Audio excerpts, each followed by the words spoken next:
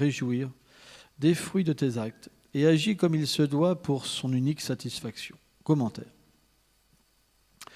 De nombreux passages des Écritures védiques indiquent que celui qui réalise sa relation avec le Seigneur devient libre de toute servitude matérielle. Inversement, celui qui n'a pas cette conscience fera des actions qui ne sont pas engagées pour la satisfaction de Krishna. Celles-ci lieront alors en ce monde leur auteur à des réactions qui sont semblables à des chaînes qui forcent les êtres à la servitude. Dans ce sens, Arjuna pourrait objecter. Alors pourquoi agir ? Anticipant cette question, le Seigneur énonce ce verset. Tous les êtres s'enchaînent à leurs actes en ce monde. Mais celui qui en offre le fruit au Seigneur Vishnu voit ses actes ne lui causer aucune servitude.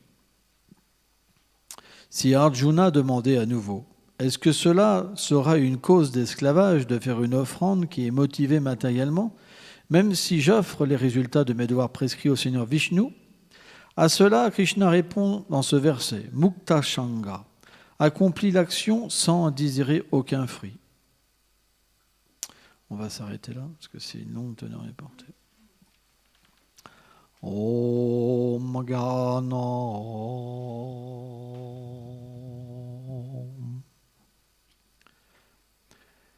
Timilam Dasyam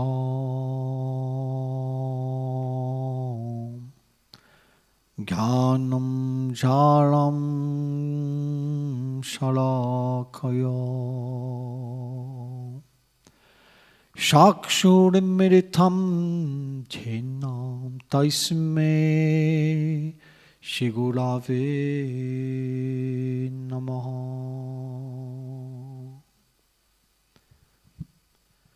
Shri Chaitanya Manobhistam Stapitam Jena Bhutale Swayam Rupa Kadamayam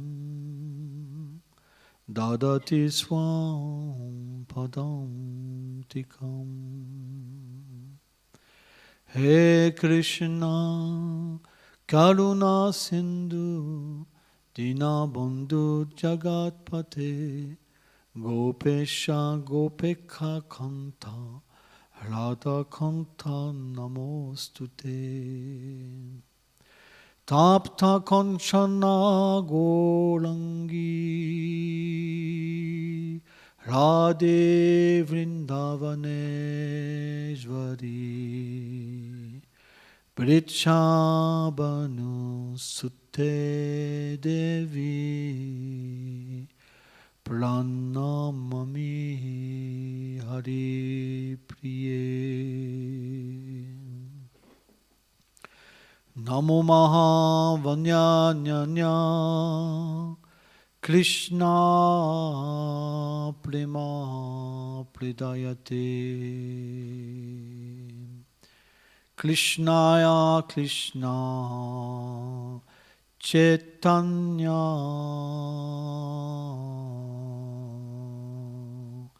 Namne Golatvetse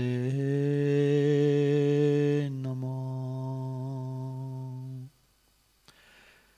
Namam Vishnu Padaya Krishna Prestaya Bhutale Shrimate Bhakti Vedanta Swaminti Namine Namaste Sarasvati Devim Golavani Prachaline Nilveshesha Sunyavadi Prachatyam Tatarine Jaya Shri Krishna Chaitanya Prabhu Nityananda Shri Advaita Shri Gadada Shri Vasadi Gola Bhakta Vrinda Hare Krishna Krishna Krishna Hare Hare Hare Rama Rama Rama Hare Hare Vrindaye Tulasi Devai Priyaye Keshavasacha Krishna Bhakti Prati Devi Satyavatya Namo Namaha Vanshakalpatarobhyacha Kripa Sindhubhya Evacha Patitanam Pavanebhyo Vaishnavebhyo Namo Namaha. Bienvenue à tous. Vous avez des chaises, si vous voulez vous asseoir, vous avez un petit coussin.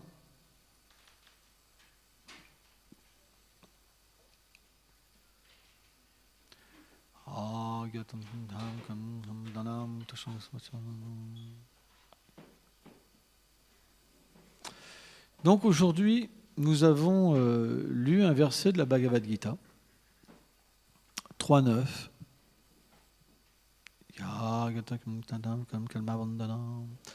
qui explique que l'action dans ce monde peut avoir des répercussions.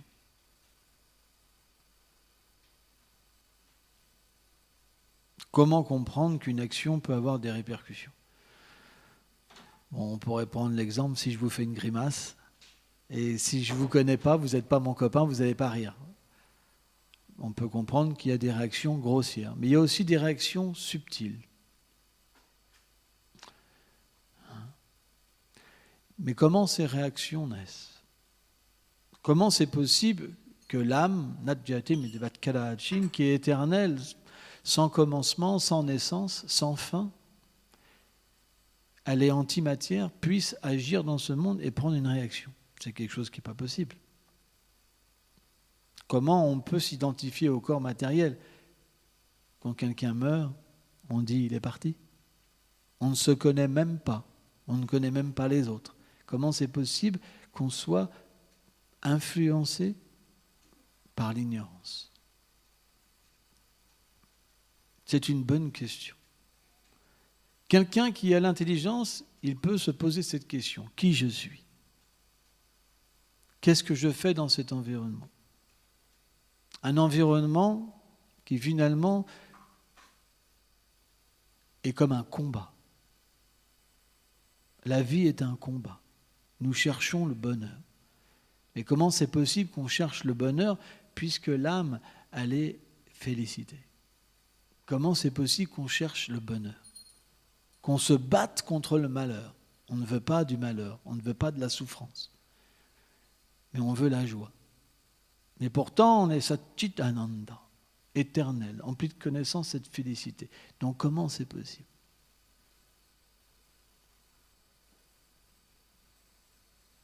On devrait pouvoir se poser ces questions.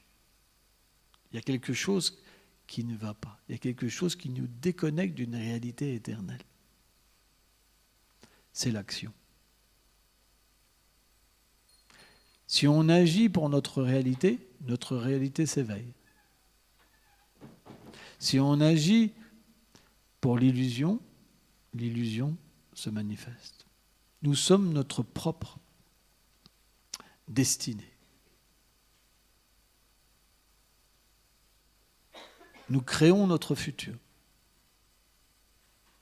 Et nous devons avoir les conséquences de notre passé. Ça veut dire que chaque action qu'on a faite dans une vie passée, on doit en recevoir des fruits, égaux et opposés. Si je fais du mal à quelqu'un, je recevrai ce mal. Si je fais du bien, je recevrai ce bien. Mais le bien et le mal sont une chaîne de réaction qui fait que je vais avoir une conscience déterminée dans un corps et un désir qui va venir de mes activités passées, qu'on appelle des bij. En ce moment, nous avons tous des désirs différents. Mais pourtant, originellement, nous avons tous les mêmes désirs. Il peut y avoir l'harmonie.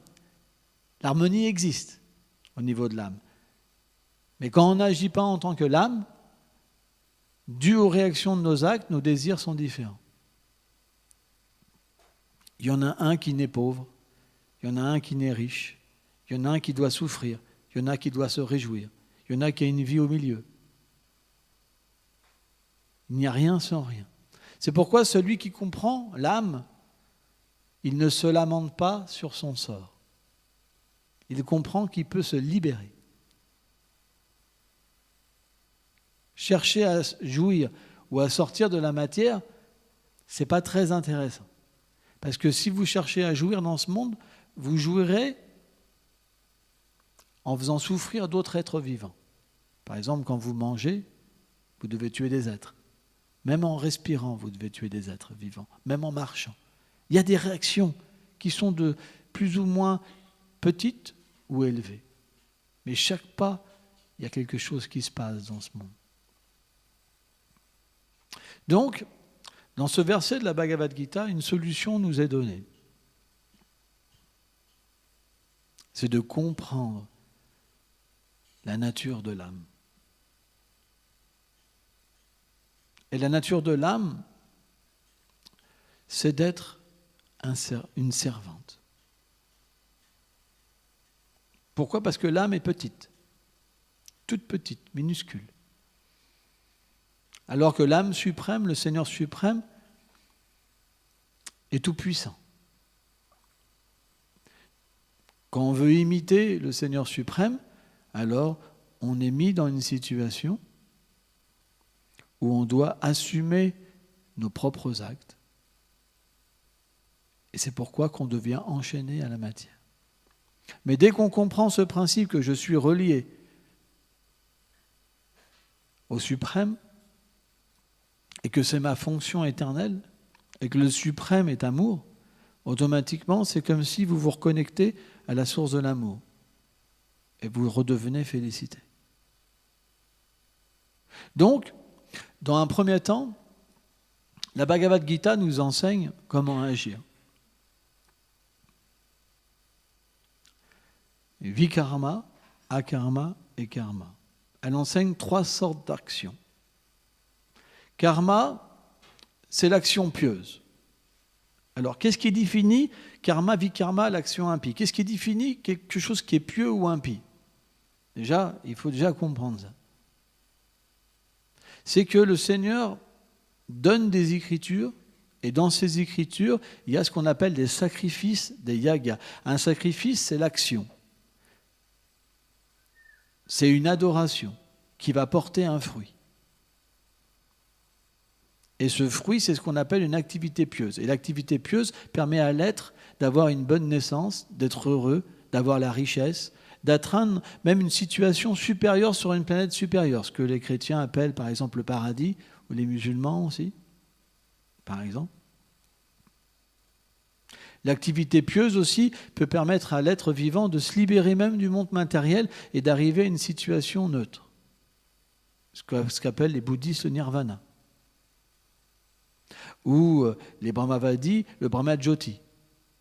Ces différentes régions au-delà de l'univers, parce que là l'univers c'est une petite bulle, il y a des milliards d'univers, mais dans le cosmos spirituel, transcendantal. Donc l'activité pieuse, ça veut dire qu'on va agir pour le suprême en vue d'en recueillir un fruit positif. Et ça marche. Parce que dès que vous agissez comme ça, il y a des résultats. Moi, je me rappelle, j'avais vu un merveilleux reportage sur l'islam et on voyait toutes sortes de musulmans qui étaient interviewés, alors des mystiques jusqu'aux gars des cités, quoi. Hein. Et il y avait un gars des cités qui disait comme ça, écoute, avec son accent, hein, écoute, je te le dis, moi, ça marche la prière. Tu pries, tu te concentres, tu pries, paf, t'as la voiture.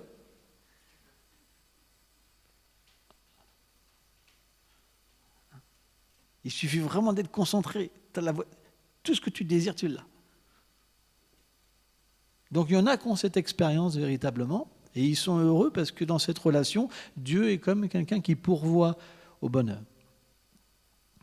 Donc l'action impie, c'est une activité qui est faite indépendamment des lois universelles. Alors vous pouvez, si vous avez été pieux dans votre vie passée, faire des activités pieuses sans le savoir. Par exemple, creuser des puits, planter des arbres, aider les gens, donner de la nourriture. Ça veut dire que si vous avez été pieux dans vos vies d'avant, vous pouvez faire des activités pieuses parce qu'elles sont naturelles pour vous. Vous comprenez? Mais par exemple, escroquer des gens, ce n'est pas une activité pieuse. Voler des gens, ce n'est pas une activité pieuse. Mentir, ce n'est pas une activité pieuse. Vous comprenez? Vous savez, ça paraît rigolo, mais par exemple, moi j'ai vécu dans les cités, je suis né dans des cités, mentir, c'est normal, quoi. Voler, c'est normal. Boire, se droguer, tout le monde le fait. Vous vivez, votre père il est alcoolique, le voisin il est alcoolique, vous dites, vous ne savez pas ce que c'est de ne pas boire d'alcool. Vous vivez dans un environnement où tout le monde est sous. Donc,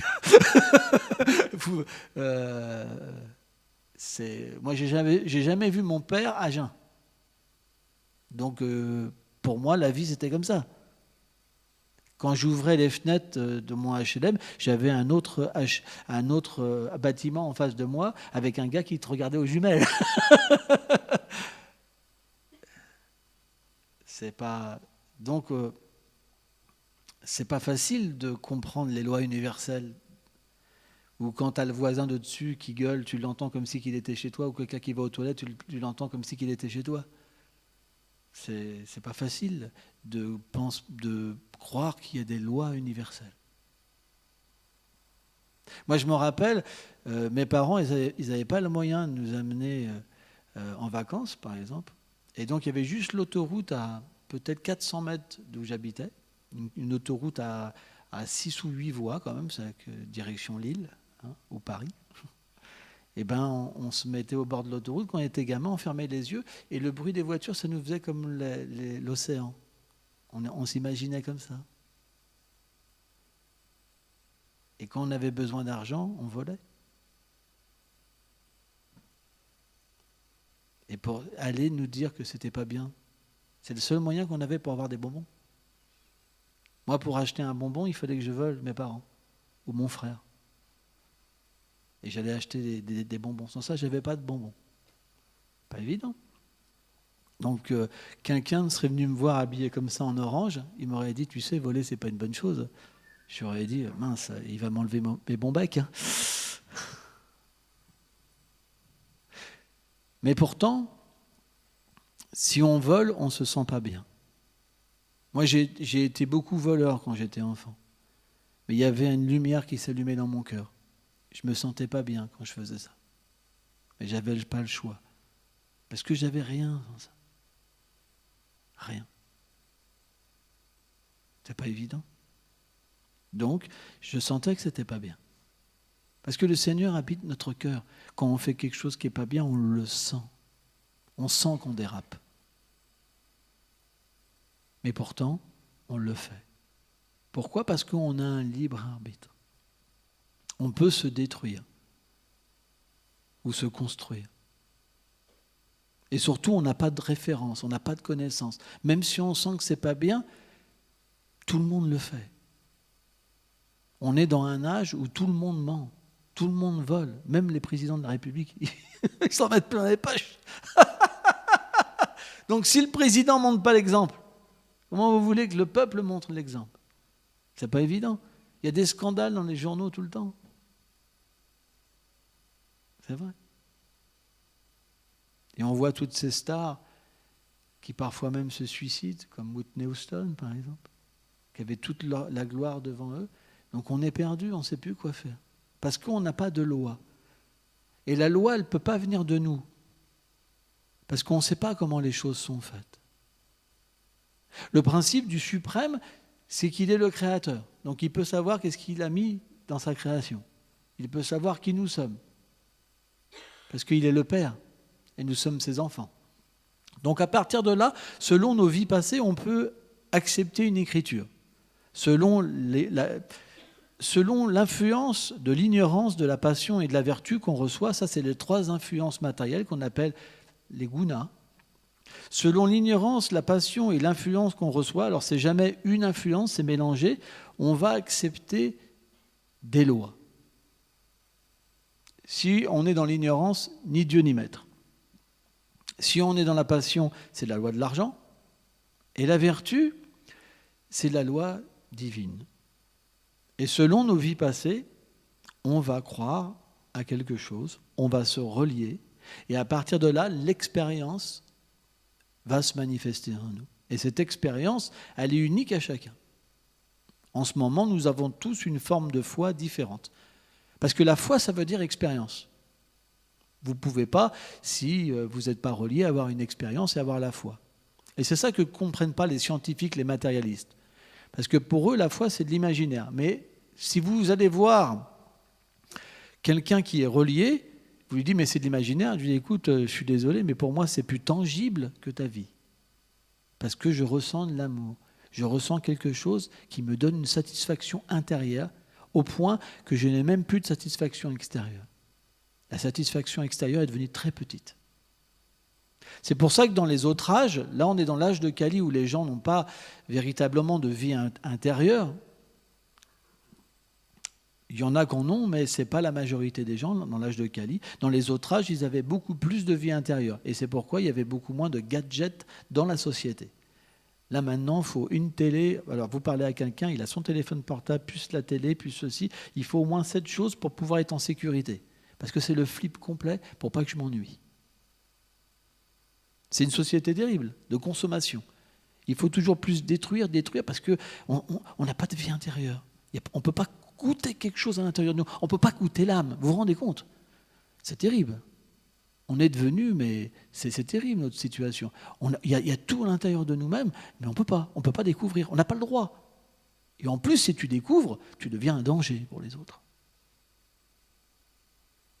On est dans une telle situation. Elle n'est pas facile. Si vous découvrez quelque chose à l'intérieur de vous et vous en parlez, faites l'expérience. Ouh là, là. T'as vu, elle est vraiment devenue bizarre. Qu'est-ce qui se passe? Elle m'a dit qu'elle ressentait quelque chose à l'intérieur. C'est quoi? Je sais pas. Il faudrait peut-être prendre un rendez-vous avec un psychiatre, je sais pas. Ou peut-être qu'elle n'a pas assez de plaisir. Elle s'est mal mariée, elle est mal tombée. C'est pas si simple. Vous devenez quelqu'un d'étrange. Et pourtant, c'est votre nature d'être heureux. Si vous êtes malheureux, il n'y a pas de problème. Il y a un hôpital, il y a ceci, tout est fait pour les gens malheureux. Mais si vous êtes heureux, vous allez rencontrer des problèmes. Si vous êtes trop heureux et vous n'avez plus besoin de la société, on va vous chasser même. Et ce n'est pas facile. Parce qu'il y a plein de personnes qui ont été vers une vie intérieure et qui se sont retrouvés fichés comme des gens dangereux, alors qu'ils étaient simplement, leur démarche était naturelle. Parce que les gens sont tellement recouverts par l'activité qui n'est pas reliée aux lois de l'univers qu'ils ont oublié qu'est-ce que c'était le bonheur naturel. Donc l'activité pieuse, elle permet de goûter ce bonheur intérieur. Mais il y a une autre sorte d'activité qu'on appelle akama. Akama, c'est ce qu'on pourrait expliquer comme le service de dévotion.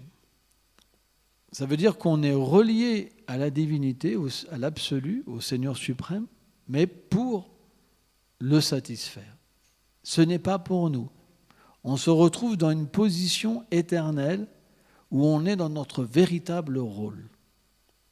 Ça veut dire qu'on va agir pour son plaisir. On va vivre avec Dieu pour son plaisir. Ça va être notre ami. On va être son serviteur. Et ça peut devenir très intime.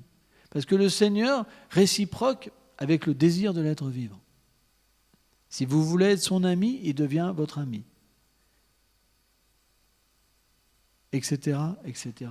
Toutes sortes de relations peuvent être possibles. Et parce que cette action, elle n'a pas d'existence dans le monde matériel, mais qu'elle a une existence dans la demeure du Seigneur suprême, elle vous libère et purifie en fait les réactions mauvaises et les bonnes réactions. L'activité pieuse et l'activité impie se voient complètement écartées et purifiées. Ça veut dire que tous les désirs que vous pourriez avoir de vos vies passées qui apparaissent, comme un attachement aux couleurs, un attachement à certaines activités, une intelligence particulière, ou la colère, ou la concupiscence, toutes ces choses-là qui devaient apparaître pour vous pousser à agir, ils sont détruites. Et à ce moment-là, vous pouvez, même dans ce corps, avoir l'expérience de votre véritable soi. C'est ce qu'on appelle la réalisation spirituelle.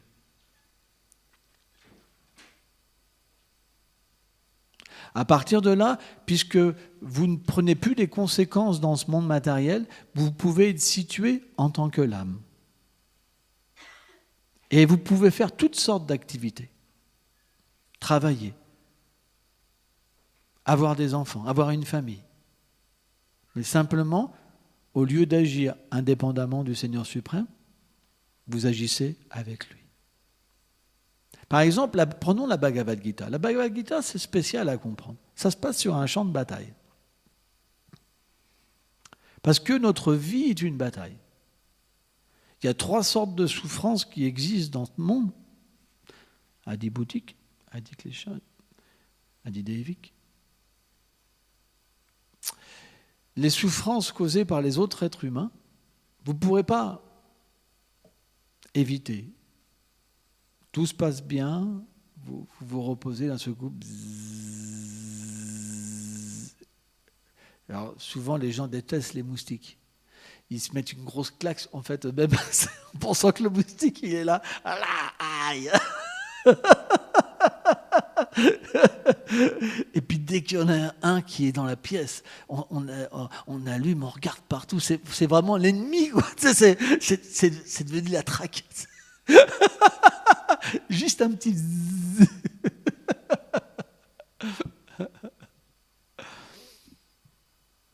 Ou par exemple, la pluie, le temps, en fait, le froid, où il fait trop chaud. Il y a toujours quelque chose.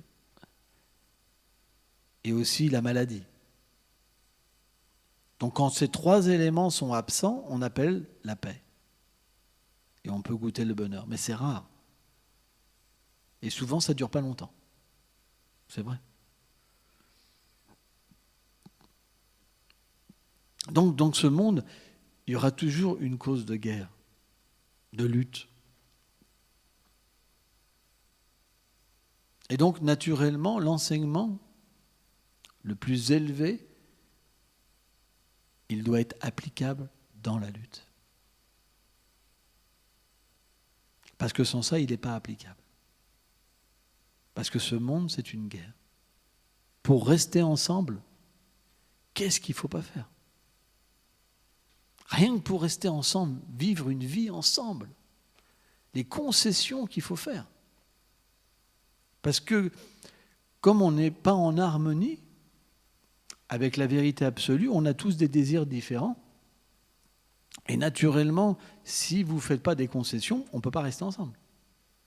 Donc c'est une évolution constante et ce n'est pas facile. C'est un champ de bataille. Au travail, tout va bien, d'un seul coup, il y en a qui vous détestent. Vous ne savez même pas pourquoi ça devient l'enfer.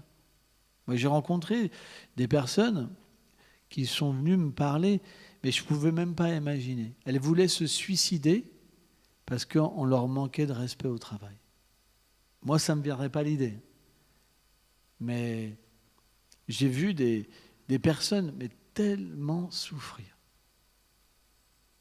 Juste parce qu'il y avait une personne qui leur manquait de respect. Juste une personne. Elle la voyait partout. Partout, elle la voyait. Même la nuit, elle en rêvait. Vous vous rendez compte ? Ce qu'une seule personne peut faire comme souffrance.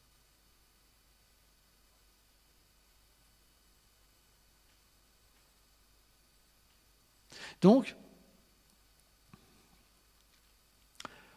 l'enseignement, il doit nous permettre de tirer profit de chaque action, de l'environnement en général. Il doit nous permettre de comprendre pourquoi je suis dans cette situation. Il doit permettre de me comprendre que je suis différent du corps, que je ne meurs pas avec le corps, que je ne nais pas avec le corps. Mais c'est simplement parce que j'ai créé des activités dans le passé qu'un corps m'est donné pour pouvoir progresser. Ce n'est pas une punition. Si on devait se rappeler de toutes nos activités passées, ça ne serait pas si simple. Demandez à quelqu'un qui s'est suicidé, malheureusement, de se rappeler de sa vie d'avant. S'il s'est suicidé, c'est qu'il n'avait plus envie d'être dans cette vie-là. Donc on doit comprendre que le temps qui nous est destiné dans une vie, c'est une expérience. Et cette expérience, elle est reconductible et on l'oublie pour avoir comme une nouvelle chance. Parce que quand on souffre, qu'est-ce qui se passe ? On cherche à sortir de la souffrance. Donc, naturellement et consciemment, on va s'améliorer. Parce que l'intelligence nous sera donnée. On est dans une bataille. On cherche le bonheur. On cherche à éviter la souffrance. Or, la Bhagavad Gita, c'est la vérité absolue qui vient dans cette bataille nous aider. Alors, on pourrait dire, mais comment c'est possible que la vérité absolue puisse venir ? Parce qu'elle est absolue. Si on a le moyen d'aider quelqu'un, nous, à notre niveau, que dire de cette vérité absolue ? Donc elle peut s'adresser à nous. Et elle vient sur ce plan de la bataille pour nous permettre de nous engager sans prendre les réactions de nos actes. Ça veut dire qu'on va agir pour cette vérité sans en prendre les résultats. On se dit, mais comment c'est possible ? Parce que quand on agit pour la vérité absolue, il n'y a pas de conséquences. C'est ce qu'expliquent les Védas. Il n'y a pas de conséquences. La seule conséquence qu'il y a, c'est qu'on devient libéré de l'ignorance. Aujourd'hui, par exemple, si nous sommes conditionnés par le corps, c'est parce que nous ne sommes pas assez reliés. Ça veut dire qu'on se relie à la vérité, mais jusqu'à un certain niveau parce qu'on a un désir pour l'illusion, pour le corps. Mais si on s'engage à 100%, en comprenant qu'on est l'âme, alors on devient l'âme. Et c'est une expérience. Tout le monde y a droit. Ce n'est pas quelque chose d'imaginaire. C'est votre réalité. De toute façon, ce corps, il va falloir l'abandonner encore une fois. Bien qu'on soit éternel, on ne peut pas voir qu'on vieillit. Ce n'est pas possible, on est éternel. Vous avez beau avoir 5 ans ou 70 ans, vous êtes toujours jeune. Sauf que, dû aux conditions matérielles, vous pouvez avoir mal au corps. Vous pouvez subir des choses, comme dans un mauvais rêve. Mais intérieurement, vous ne pouvez pas sentir que vous vieillissez. Ce n'est pas possible. Et pourtant, on va devoir l'abandonner assez rapidement. Une vie, c'est très rapide. Maintenant, si on regarde, par exemple, les 20 ans, les 30 ans, par exemple, Soudam, il a 30 ans, aujourd'hui, c'est son anniversaire, quoi. Hier, mais en fait, aujourd'hui, 30 ans, c'est passé tellement vite. 50 ans, c'est passé tellement vite. 50 ans, c'est le milieu. Parce que dans l'âge de Kali, on vit en moyenne une centaine d'années. Plus on se rapproche de l'âge d'or. Si on vit trop dans l'ignorance, on peut vivre moins longtemps. Mais une vie dans la vertu, on peut vivre une centaine d'années. Parce que les activités mauvaises réduisent en fait la durée d'existence. On voit quelqu'un qui est très pieux, il est rayonnant. On ne peut pas lui donner d'âge même. Hein ? Alors que quelqu'un qui est très pervers, il va vieillir rapidement. C'est la nature qui veut ça. L'activité pécheresse, elle flétrit l'être vivant. Elle ne lui donne pas une conscience qui l'épanouit. L'activité pieuse épanouit les êtres vivants, pas l'activité mauvaise. Plus on agit mal, plus on a une conscience qui est petite, très petite. Plus on agit parfaitement, plus notre conscience grandit. On peut aimer de plus en plus d'êtres vivants. Au point qu'on aime tous les êtres. Au point qu'on devient l'âme. On peut voir l'âme dans le papillon. On ne peut pas voir l'âme dans le brin de muguet, dans la tarentule, dans la chauve-souris, partout, dans l'être vivant. On peut aimer. Plus l'activité est pieuse, plus on peut aimer. Plus l'activité est négative, moins on aime. On déteste de plus en plus de monde. C'est deux résultats qui sont différents. C'est pourquoi on n'a pas le choix. On doit entrer en contact avec une connaissance qui nous permet de sortir de tous les problèmes. Et elle peut nous sortir des problèmes, parce que la guerre viendra. Le conflit viendra. Si on ne veut pas de conflit, ce n'est pas possible. On va juste être malheureux et être tout seul. On ne pourra pas comprendre l'environnement.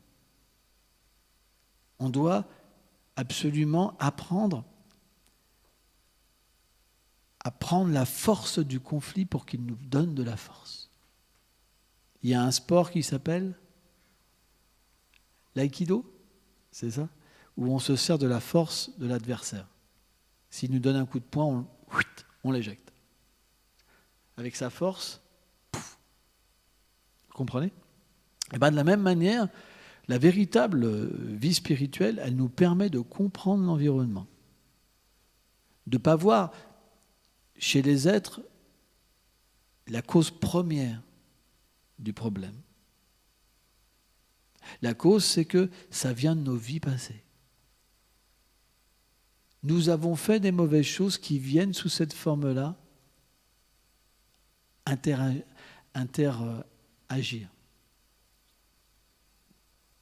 On prend la réaction. Si vous êtes conscient de ça, vous n'allez pas accuser la personne qui vient. Vous verrez qu'elle est une cause supérieure.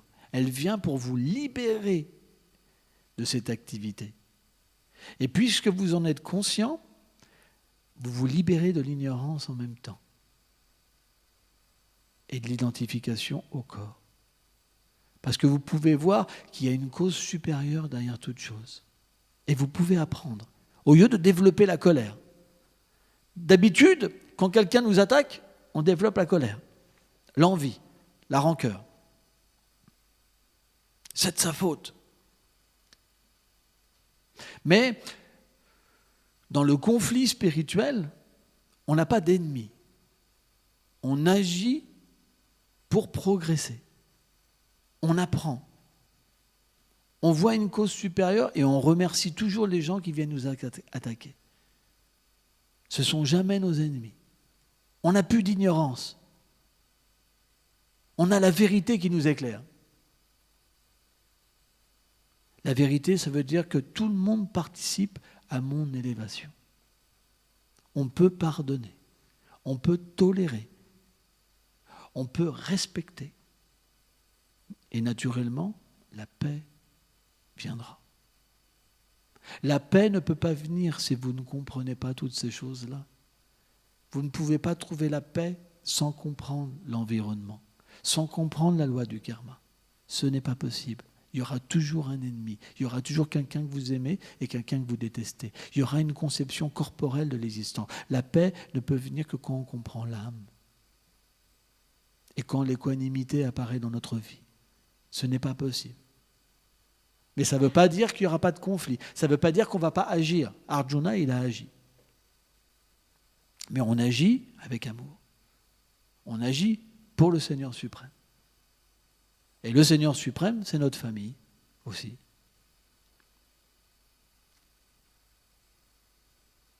La non-violence, par exemple, si on voit quelqu'un se faire frapper dessus et qu'on dit « moi je suis non-violent », voilà,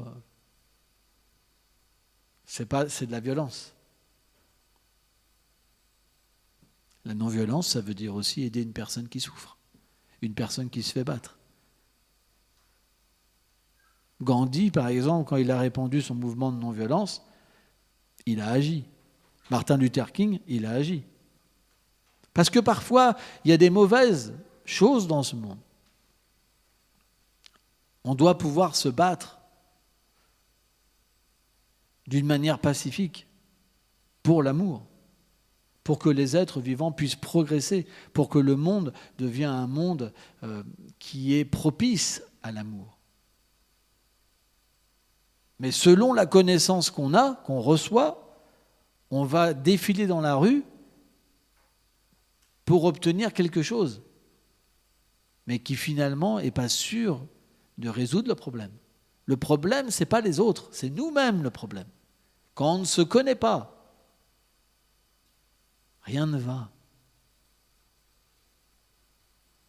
Si votre maladie, par exemple, il faut prendre tel médicament, mais vous en prenez un autre, la maladie ne part pas.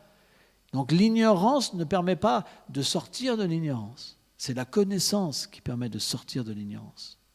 Notre problème, aujourd'hui, nos peurs, aujourd'hui, c'est notre ignorance.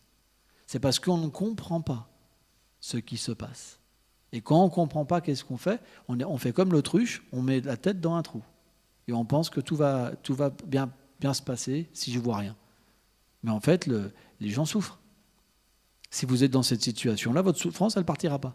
Vous pensez qu'elle va partir, mais elle ne peut pas partir. Parce que votre problème, il est là. C'est comme un phare.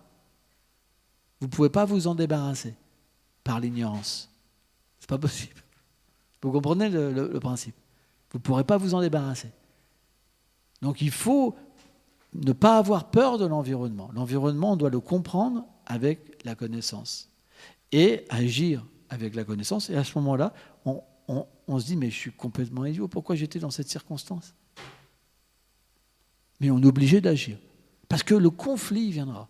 On est dans un monde matériel. Monde matériel, ça veut dire problème. Ça veut dire conflit. Ça ne peut pas être autrement.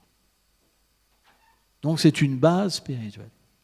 Parfois, les spiritualistes, comme Arjuna, ils doivent répondre à un conflit. Sans ça, pourquoi la Bhagavad Gita serait sur un champ de bataille ? Mais la différence, c'est que les gens évolués, ils n'agissent pas avec de la haine, mais avec de l'amour. Et la preuve, c'est qu'ils ne sont jamais détruits. Le conflit leur donne plus de force. S'ils étaient dans l'erreur, le conflit les détruirait. Vous comprenez ? Et s'ils ne pouvaient pas agir, ça serait complètement absurde. La vérité absolue, elle doit nous donner le pouvoir d'agir dans toutes les circonstances et être gagnant. Sans ça, elle n'est pas la vérité absolue. Elle est juste une croyance où on se met dans un petit endroit, on ferme les yeux, puis dès qu'on ouvre les yeux, on agit, poum, ça nous retombe dessus. Bon, je vais retourner dans mon petit endroit. Et puis on ne peut plus rien faire, ni manger, ni faire quoi que ce soit. Juste être dans ce petit endroit, sans ça, c'est pas possible. Donc ça veut dire qu'on est mal situé. On ne perçoit pas la vérité. Il y a des éléments qui nous manquent. Et ça, c'est le mental qui fait une obstruction à la vérité. Il nous triche. Il nous fait croire que quelque chose est de cette manière-là alors que c'est faux. C'est la nature du mental. Les gens peuvent avoir peur de faire quelque chose alors qu'il n'y a pas de peur. Et quelqu'un peut se dire « j'ai pas peur » alors qu'il ne faut pas le faire. Donc on a besoin de se référer. Il y a un mode d'emploi. Et ce mode d'emploi, pour nous, c'est la Bhagavad Gita. Parce que la Bhagavad Gita, c'est le moyen de bien agir. C'est la compréhension de l'environnement. En fait, il y a 5 sujets principaux dans la Bhagavad Gita. La vérité absolue, l'âme, le temps, Kala, l'action et les influences de l'énergie matérielle. C'est les 5 sujets de la Bhagavad Gita. Sans comprendre ces 5 sujets, on ne peut pas comprendre notre position. Pourquoi je reçois des influences ? Pourquoi le temps me pousse à agir ? Pourquoi je suis sujet au temps ? Qui suis-je ? Et quelle est ma vérité ?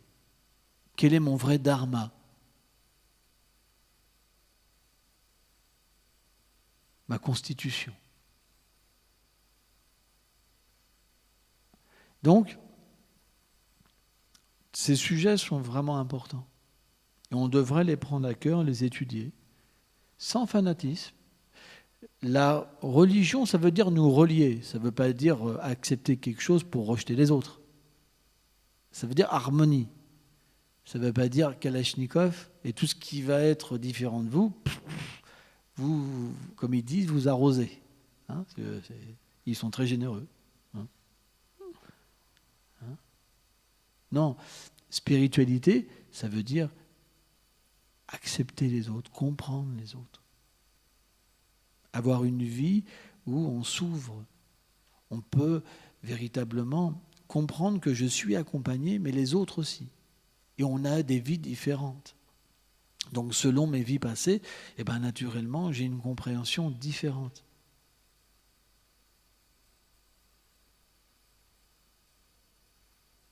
On n'est pas juste centré sur nous-mêmes. Être connecté à la vérité, cette vérité, elle est connectée à tout le monde. Elle nous connecte à tout le monde.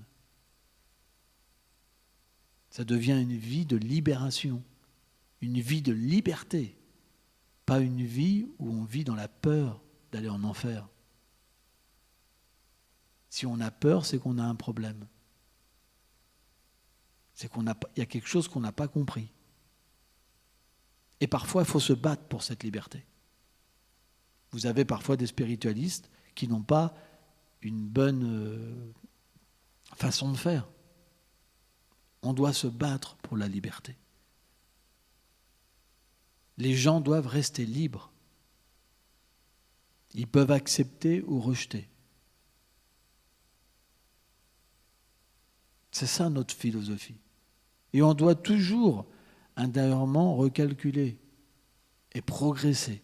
Parce que parfois, quand les tests viennent, il y a des tests qui sont difficiles, vraiment difficiles à dépasser.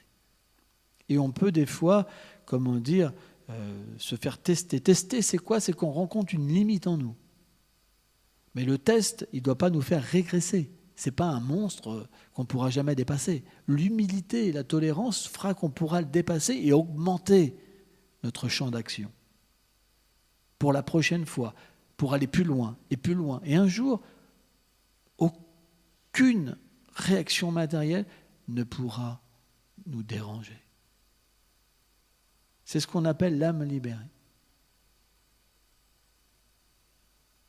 L'âme libérée n'a pas de peur. Il n'est pas dérangé par quoi que ce soit. Il est libre des apparences. Il n'a pas de réputation à protéger.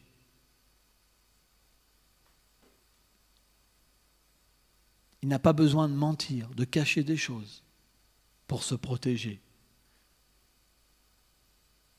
Il n'a pas besoin de soigner son apparence. Il est libre. Moi, par exemple, je me rappelle, juste pour finir, mon père,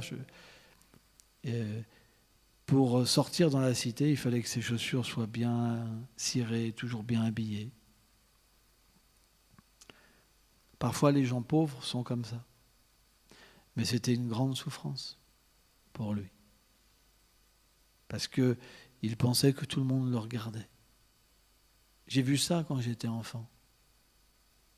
J'ai vu cette prison des autres. Être éjecté, on s'éjecte soi-même des autres.